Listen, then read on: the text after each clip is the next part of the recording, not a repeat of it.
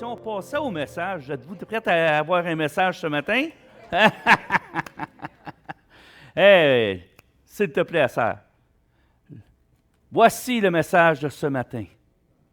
Recevoir le vin nouveau. C'est quoi le vin nouveau? C'est une petite goutte d'eau de vin avec du vin? Hein? Qu'est-ce qui est arrivé le jour de la Pentecôte? Ils furent ivres de l'esprit. Hein? Du vin, quand tu en bois trop, qu'est-ce qui arrive? Tu es ivre. Hein? Bien là, c'est un vin nouveau qu'on va avoir, là. Êtes-vous prêts à recevoir ça? Hey, ce matin, on entend que l'Esprit de Dieu plane au-dessus, là. On peut-tu lui demander qu'il descende? Hein? On peut-tu lui demander, hey, Saint-Esprit, reste pas au-dessus, viens dans ma vie, là. J'ai besoin de toi ce matin.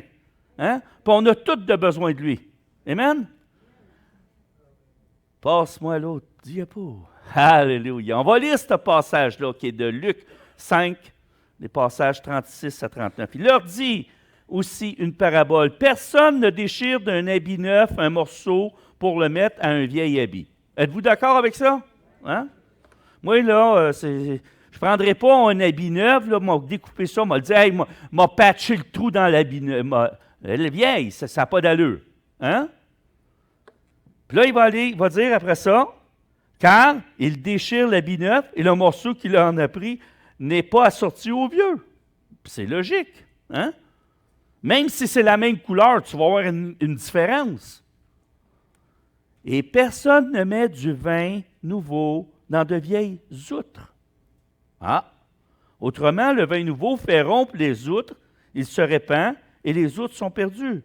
Mais il faut mettre le vin nouveau dans des outres neuves. Wow! Êtes-vous prêts à faire ça? Hein? Êtes-vous prêts à faire ça? Mais c'est quoi des outres? Y en a-tu qui savent c'est quoi des outres? Hein? Un petit sac pour mettre de l'eau dedans? Non? Next! Hey, on est équipés ici.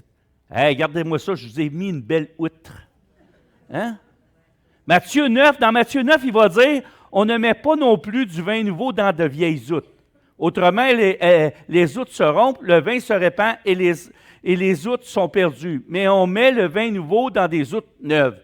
Et le vin et les outres se conservent. Mais savez-vous pourquoi? Hein? Premièrement, il faut comprendre qu'une outre, à l'époque de Jésus, c'était un sac qui était fait de peau de chèvre. OK?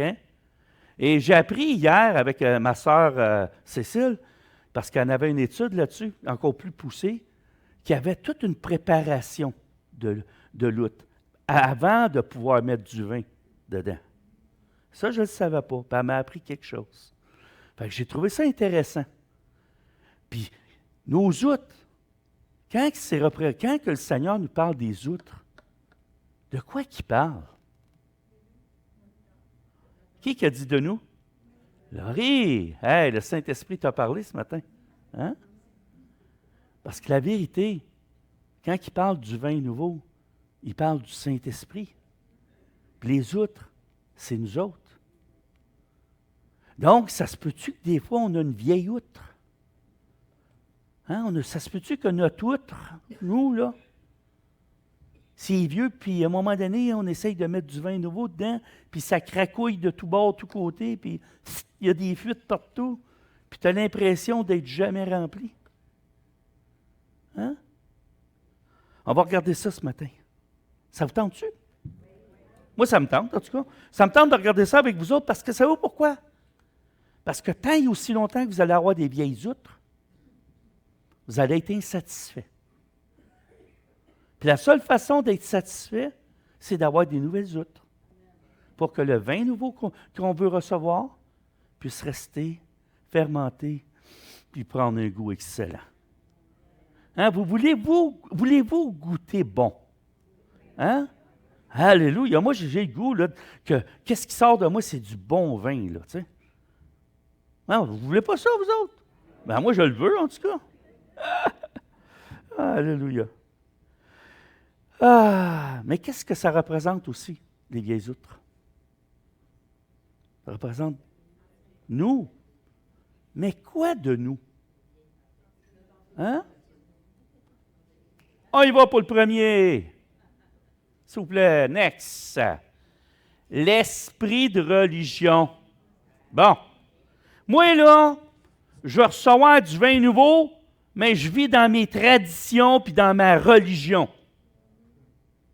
Je suis parti de l'Église catholique ou de l'Église mormon ou de l'Église que vous voudrez. Puis je suis venu dans l'Église chrétienne, mais j'ai juste fait un changement de place. Mais mon cœur est encore un cœur religieux. J'ai rien compris de ce que Jésus veut, une relation avec nous autres. On va laisser les gens s'asseoir tranquillement. Hein? Allez-y, vous pouvez vous asseoir, ça nous fait plaisir de vous accueillir en passant. Bienvenue à l'ACN. Hein? Alléluia. Alléluia. Alléluia. Bon, je reviens sur l'esprit de religion. Il y en a, vous savez, je l'ai déjà expliqué, ils aiment leur tradition. Hein? L'autre fois, je parlais du jambon. On va parler du roast beef à la place. Hein? Parce que le jambon, là, tu sais, m'amener, là, on peut-tu passer au roast beef, hein? Un bon roast beef. Là. Il est gros, le roast beef, là. Hein? Puis là, la madame, elle fait son petit roast beef, puis elle coupe chaque bout. Puis elle le met dans le plat, puis elle le met dans le four. Hein? Pogne le roast beef, puis elle fait ça. Puis là, la madame est à côté, c'est entre son ami, puis elle dit, « Ben voyons donc, pourquoi tu fais ça? Pourquoi tu fais ça? » Ben, je fais ça parce que ma mère faisait ça.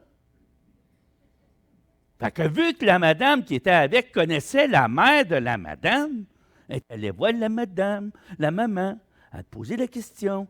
Votre fille, j'ai vu votre fille prendre le roast beef, puis couper chaque bout. Hein? Chaque côté. Puis prendre juste le centre, puis le mettre dans un plat, puis le mettre dans le four. Mais les deux bouts, elle ne les a pas fait cuire. Puis je ne comprends pas.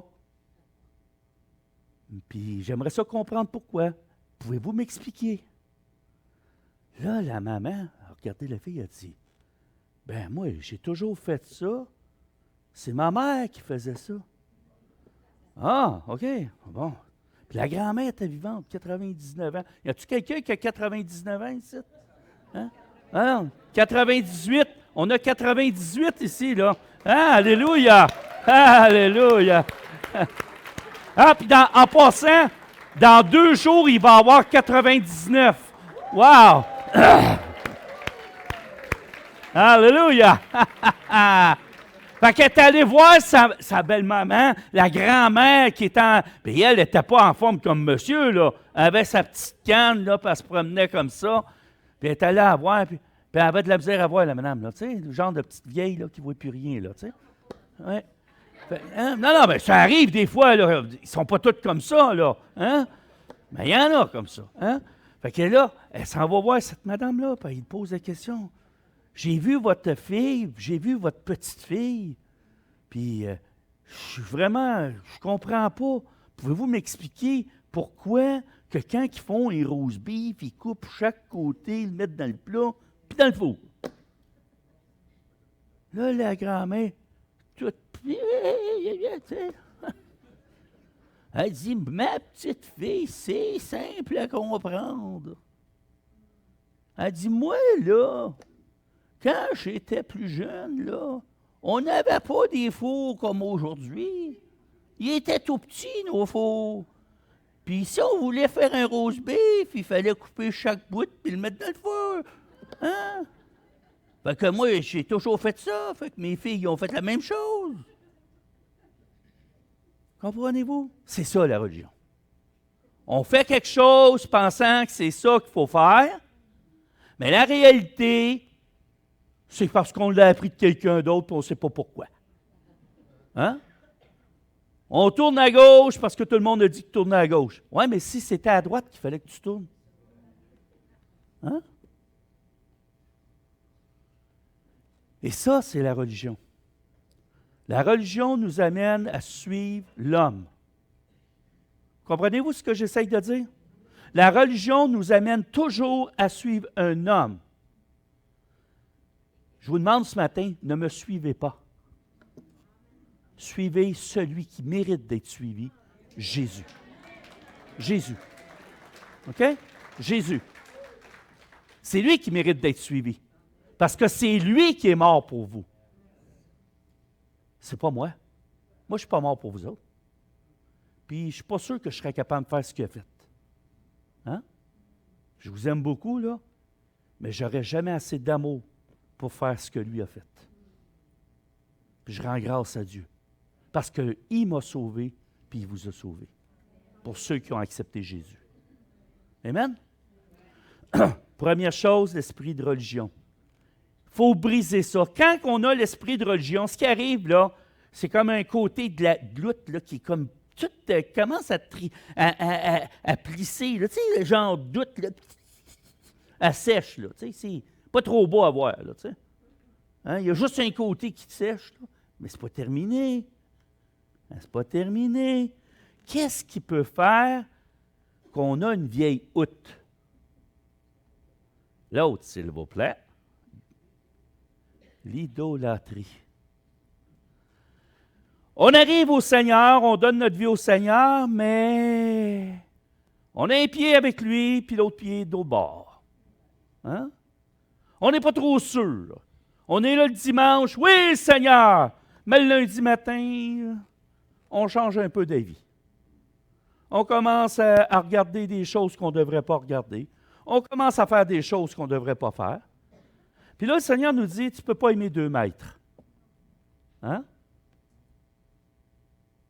Et là, c'est là le problème.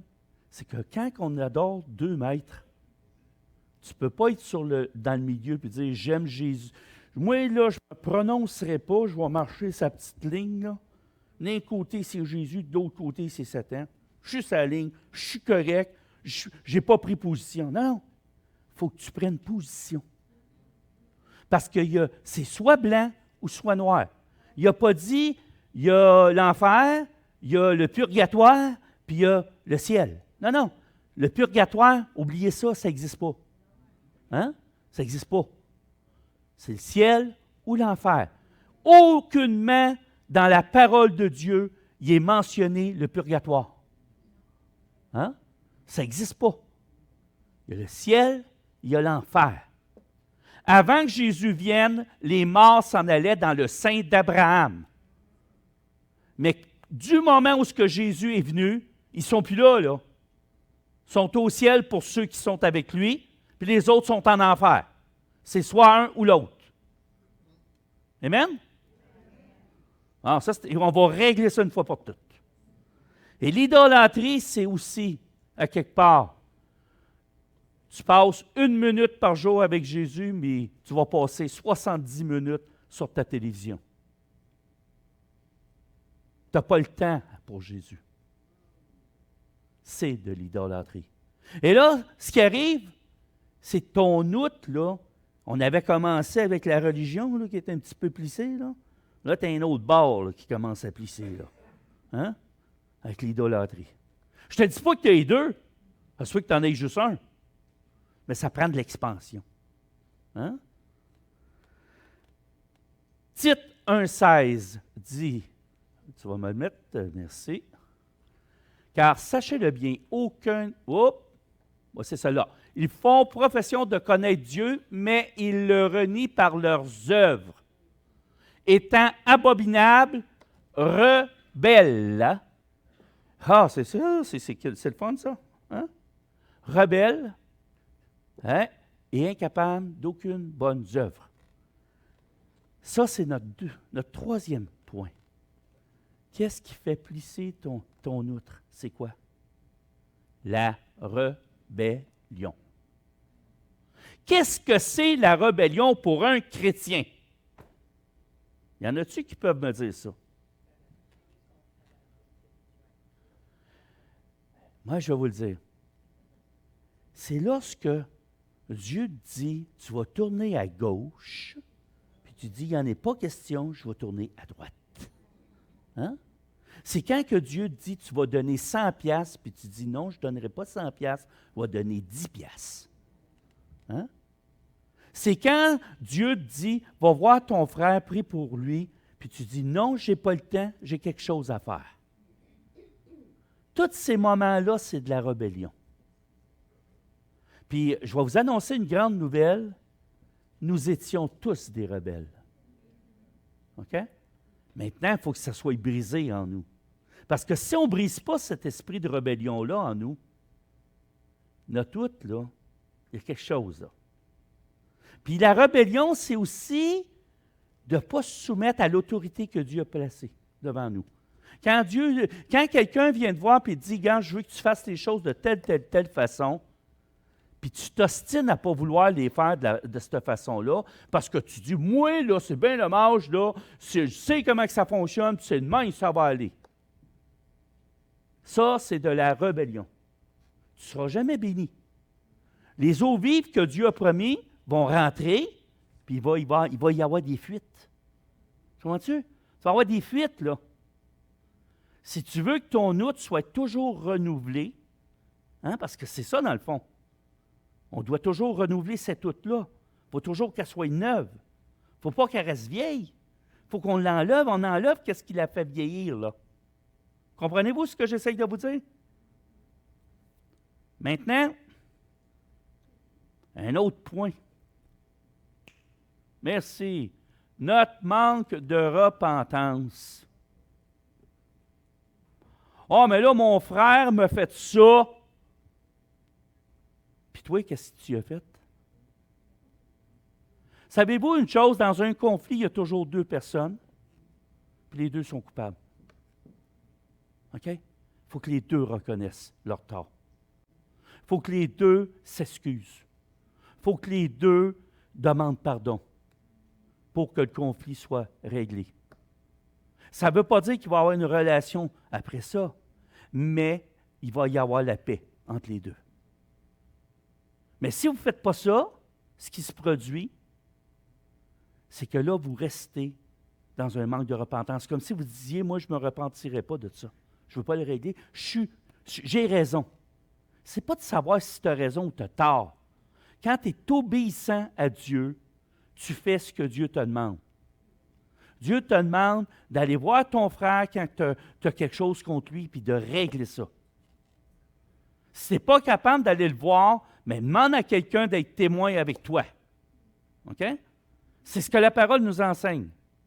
Puis si tu fuis ça, mais je regrette de dire ça, mais tu as un manque de repentance. OK? On doit agir dans l'Église en reconnaissant nos torts. Pas chercher ce que l'autre a fait. Moi, qu'est-ce que j'ai fait? J'ai dit dernièrement à l'équipe de louange, on pourrait dire, il y a ça qui ne marche pas, il y a ça qui ne marche pas, il y a ça qui ne marche pas. Mais ce qui est le plus important, c'est qu'est-ce que moi je peux faire pour changer ça? Qu'est-ce que moi je peux faire pour améliorer l'unité? Puis la question que je vais vous poser ce matin, c'est qu'est-ce que vous pouvez faire pour changer votre situation afin qu'il y ait une unité dans l'Église? Ça vous appartient à chacun de vous autres. Amen? Je vous aime. Vous savez, hein?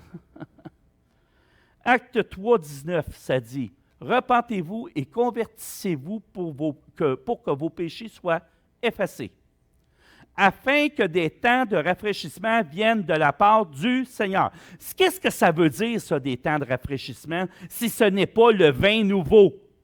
Hein? Mais il dit bien, afin, on pourrait changer ça par, si vous voulez que. Donc, c'est conditionnel. Commence par réaliser ta condition, puis après ça, tu vas être rafraîchi. Là, tu vas dire, ben ouais, mais moi, je suis un chrétien, puis non, moi, Seigneur, j'y ai tout dit, j'ai demandé pardon. Non, Seigneur, il faut te demander pardon pour tes fautes, oui. Le Seigneur te pardonne, mais il te demande pas mal plus que ça. Hein? Il dit, qu'est-ce qu'on dit dans notre Père? Pardonne-leur. Hein? Pardonne-nous comme nous pardonnons. Êtes-vous prête à faire ça? Hein? Êtes-vous prête à faire ça? Êtes-vous prête à aller voir votre frère, votre sœur, puis dire, écoute, j'ai eu tort dans telle situation, je te demande pardon. Pas, je t'ai dit ça, mais tu comprends, tu m'as dit ça. Non, non, regarde, occupe-toi de toi, puis Dieu va s'occuper d'elle. C'est clair? Dieu te dit de dire ça, tu lui dis ça. Le reste qu'elle te dit, qu'est-ce qu'elle voudra, c'est pas important. Ça appartient à Dieu. Amen? Toi, ta job, c'est d'aller demander pardon pour tes fautes. C'est pas, ouais, mais vous comprenez, j'ai fait ça, mais c'est à cause que... Non, non. Demande pardon, le reste va venir avec. OK? Puis c'est Dieu qui va s'en occuper. Autre verset, s'il vous plaît. Acte 2, 38. Pierre leur dit, « Repentez-vous et que chacun de vous soit baptisé au nom de Jésus-Christ pour le pardon des péchés, et vous recevrez le don du Saint-Esprit. » Ben là, écoutez, là, il dit deux fois. Il dit d'une façon, puis il dit d'une autre façon. Avez-vous compris, là? Il faut apprendre à se repentir. Ça fait partie de la vie chrétienne. C'est pas « j'accepte Jésus, Seigneur, pardonne-moi mes péchés », puis ça s'arrête là. Mais non, ce n'est que le commencement. Parce qu'on est appelé à être des agents de réconciliation. On est là pour se réconcilier le monde à Dieu, mais aussi se réconcilier au monde. Dans ta famille, il y a des gens qui t'ont blessé, va les voir, demande-leur pardon. Tu veux qu'ils viennent au Seigneur? Commence par poser des gestes d'amour, de repentance, afin qu'ils puissent voir vraiment la différence en toi. Amen? Excusez, j'ai un problème de micro. Oh, c'est un problème d'oreille. C'est mon oreille qui n'entend pas, ça. Non, non, c'est celle-là, c'est En passant, mon oreille gauche entend bien maintenant. Hein? Hey, j'ai une demi-victoire. Il me reste celle-là. Là, tu sais. C'est la sélective qui est difficile. Merci pour vos prières, mais tu sais, elle est un petit peu rebelle, celle-là. Tu en entends quand elle veut. Là, tu sais. Alléluia. Troisième point que je vais aborder sur les outres. Que représentent les outres pour nous aujourd'hui? Qu'est-ce que ça représente aujourd'hui, nous, les outres? On a parlé de qu'est-ce qui fait vieillir l'outre. Mais les outres, aujourd'hui, ça représente la nouvelle naissance, premièrement. Okay? La nouvelle naissance. Jean 3,3 dit, Jésus lui répondit, en vérité, je te le dis, si un homme ne naît de nouveau, il ne peut voir le royaume de Dieu. Et puis là, Nicodème, là, qui est un homme religieux, hein, voyez-vous la religion? Hein? Qu'est-ce que ça fait? Là, il est là devant Jésus, puis il dit, ben voyons donc, je peux toujours bien pas rentrer dans le ventre de ma mère. Là, il raisonne avec sa chair. Hein? Parce qu'il dit, naître de nouveau, ça veut dire que je dois rentrer dans le ventre de ma mère. Puis là, Jésus va y répondre, ben voyons, Nicodème, tu es censé être un homme intelligent, toi là. Tu n'as pas compris encore? Là, je paraphrase. Hein? Si vous lirez l'histoire. Et là, Jésus lui dit, ce qui est né de l'esprit est esprit. Ce qui est né de la chair est chair. Donc, il faut que tu naisses de nouveau de l'esprit de Dieu. Là, il lui dit, ta religion, là, mets-la aux poubelles, puis reçois le Saint-Esprit dans ta vie, puis tu vas saisir les choses spirituelles.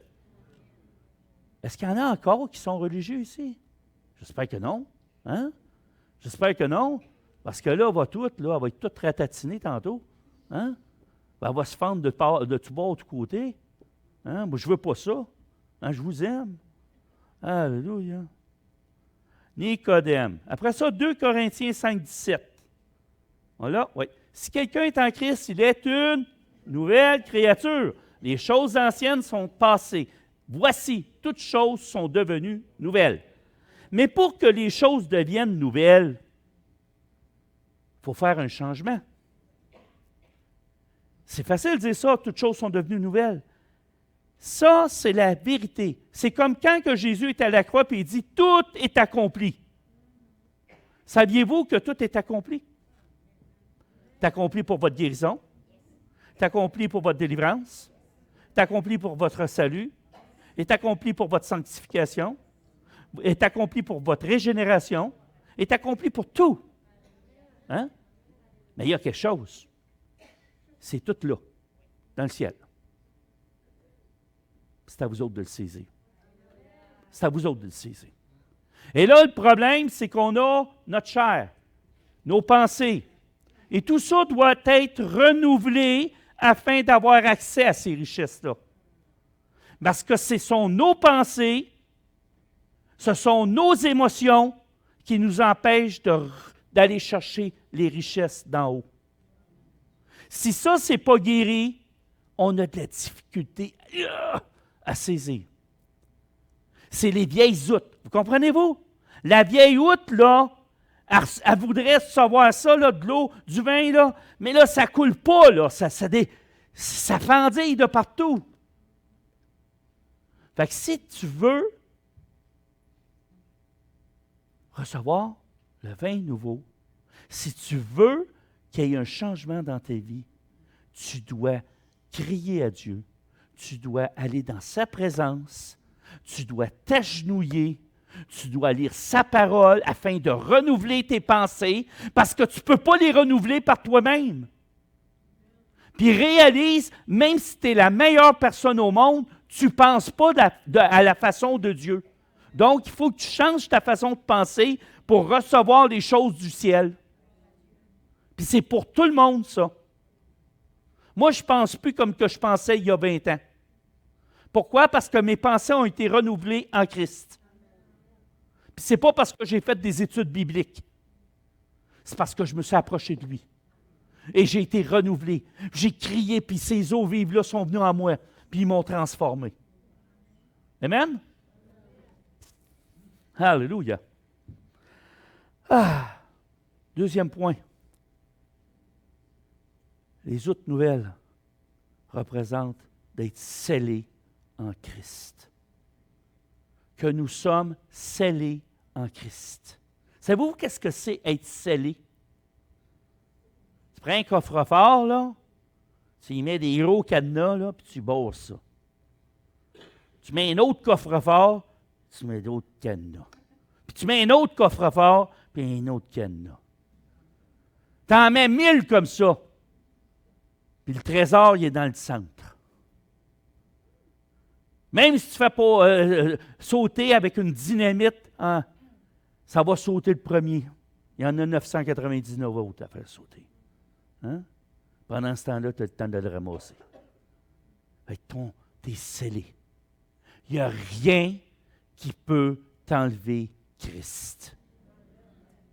Sauf toi. Parce que c'est toi qui as la clé. C'est toi qui as la clé, c'est toi qui peux faire la différence. Mais si toi, tu demeures en Christ, si toi, tu décides d'être en lui, il n'y a rien qui peut briser le sceau qui est sur toi. Parce que c'est Dieu qui l'a mis. Maintenant, un coup que tu as le sceau sur ton outre, là, c'est une outre spéciale. Là, elle, là, elle appartient à Dieu. Mais un problème. Il faut qu'elle soit renouvelée. Hein, quotidiennement. Si tu ne la renouvelles pas, puis tu décides de retourner en Égypte, hein? Ben là, ça se peut-tu que ton outre, elle commence à ratatiner un peu? Hein? Puis elle commence à fendiller de tout bord, de tous côtés. Puis il y a une petite fuite là, oups! Une autre là, oups! Souvenez du robinet? Bon, ben c'est à peu près ça, là. Hein? Qui va avoir une nouvelle outre? Je vais voir qui va avoir une nouvelle outre. Qui en veut une ce matin? Alléluia. Qui veut être rempli du Saint-Esprit ce matin? Qui veut recevoir tout ce que le Saint-Esprit a pour lui? Amen. Êtes-vous prêt à payer le prix pour? Ça, c'est la question. Et vous savez une chose? Il n'est pas cher, le prix. Puis je vais vous dire, c'est quoi? Comment renouveler? On va aller à l'autre. Qui ça, moi? L'autre, fly. Comment renouveler nos outres quotidiennement? Hein? Je me suis dit, on ne se cassera pas la tête ce matin. La réponse est simple. En restant connecté à la source d'eau vive qui est Jésus. Jésus. Pas d'autre chose. C'est pas de venir voir le pasteur pour régler mes problèmes. Non. C'est pas ça. C'est de rester connecté. J'ai donné un cours qui a duré quasiment 9 semaines, je pense à peu près, sur ce qu'on appelle entendre la voix de Dieu. Pourquoi j'ai donné ce cours-là? Pour que mes frères et mes sœurs puissent s'approcher de Dieu et entendre sa voix. Et je crois sincèrement qu'il y en a plusieurs qui ont découvert comment entendre la voix de Dieu. Puis qu'aujourd'hui, ils ont grandi à travers ce cours-là. Mais si moi, là, personnellement, je ne m'approche jamais du Seigneur, puis que ma télévision est plus importante que le Seigneur, que ma télévision est plus importante que sa parole, ça se peut sincèrement que ton outre, là, soit rendu vieille. Mais ça ne s'arrête pas là. Parce que le Seigneur, il dit, demeurez en moi et je demeurerai en vous. Hein? Comme le sarment ne peut de lui-même porter du fruit, hein, s'il ne demeure attaché au cep, ainsi vous ne le pouvez non plus, si vous ne demeurez en moi. Je suis le sceptre, vous êtes les sarments. Hein? Celui qui demeure en moi et en qui je demeure porte beaucoup de fruits, car sans moi, écoutez bien ce qu'il dit ici, là, car sans moi, puis j'aimerais qu'on le répète ensemble, car sans moi, vous ne pouvez rien faire. Maintenant, vous allez changer le « vous » par « je ». OK? On recommence. Car sans moi, je ne peux rien faire. Car sans lui, je ne peux rien faire. Car sans lui, je ne peux rien faire. Avez-vous compris? Vous voulez grandir, vous voulez vivre des choses exceptionnelles avec Dieu? Approchez-vous de lui, de tout votre cœur, afin qu'il déverse en vous des eaux vives et qu'il transforme votre outre en nouvelle outre. Mais si vous ne vous approchez pas de lui, d'un cœur sincère, il n'y aura pas de changement. Puis ta vie, tu vas t'en aller, là, puis tu vas dire, oh, moi, là, je ne sais pas, je n'ai jamais rien eu de Dieu. Dieu ne m'a jamais parlé. Dieu n'a jamais fait ci. Dieu n'a jamais fait ça.